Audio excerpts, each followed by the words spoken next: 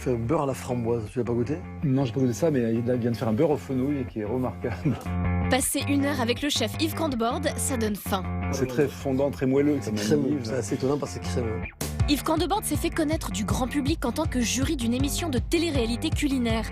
Passé par l'hôtel Crillon et le Ritz, il a redonné ses lettres de noblesse à la cuisine de bistrot. Son obsession, le souci du goût et la qualité du produit. On n'est pas en retard?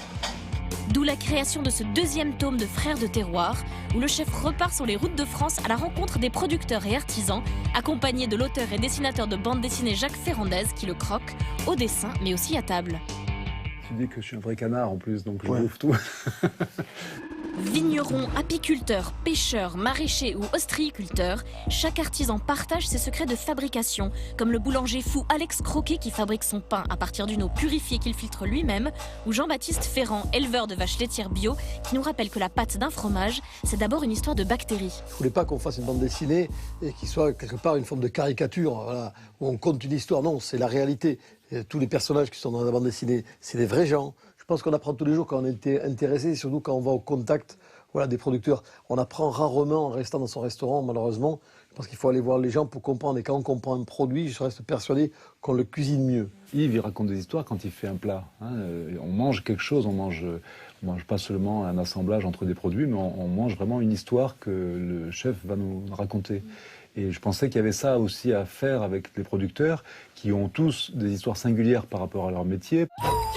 En digne fan d'Hergé, Jacques Ferrandez a fait de lui son nouveau héros de BD, un Tintin au pays des gastronomes. Il travaille sur le format bien particulier de la bande dessinée documentaire. Quel a été son processus?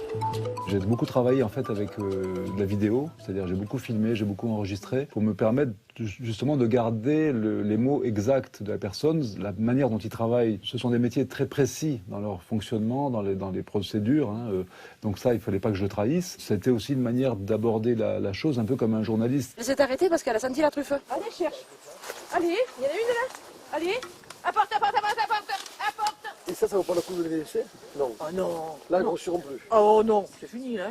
Dans ce nouveau tome, le chef retourne aussi sur les traces de son enfance et de sa région, le Béarn. Je pense que chacun a notre histoire, notre histoire gastronomique. Hein. Et durant toute sa vie, on s'y appuie dessus inconsciemment. Parce que là, on a cette mémoire du goût, quoi, ces souvenirs du goût. Et pour Yves Canteborde, sa mémoire du goût existe d'abord grâce aux produits. Je suis arrivé à Paris en 81, donc j'ai commencé à travailler à l'hôtel Ritz. Et Monsieur Leguet, qui était le chef du Ritz, m'a parlé de bons produits. Et pour moi, c'était un étonnement. Hein. Je me suis dit, c'est des produits normaux, pourquoi il y a autre chose que ça? On mangeait à la campagne, voilà, un poulet, c'était un poulet au grain. Les carottes, elles venaient de la terre, la fraise, elle venait de la terre, l'haricot vert, on allait le ramasser. C'est une fois que j'ai quitté voilà, ces racines, que je me suis retrouvé voilà, sur une grande ville, que j'ai appris qu'il y avait autre chose. Quoi. Malheureusement, il y avait autre chose. Avant de passer à table, on a demandé à Jacques Ferrandez de nous faire le portrait de son ami Yves. C'est du dessin presque automatique ce que je fais là, parce que j'ai beaucoup dessiné Yves dans ces 2 albums. Alors voilà, plus ou moins barbu, plus ou moins avec des coiffures variables, avec un embonpoint variable aussi d'ailleurs. Variable. Je suis monté à 100 et je suis descendu à 85. Ah ben voilà. La première fois que je me suis vu, j'étais un peu choqué. J'étais mal à l'aise. Ouais. Après, je me suis habitué. Ouais.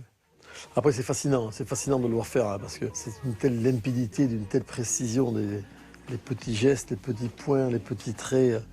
C'est la vraie cuisine, hein. C'est un vrai assemblage de cuisiniers. Maintenant qu'on a parlé, qu'est-ce qu'on boit ?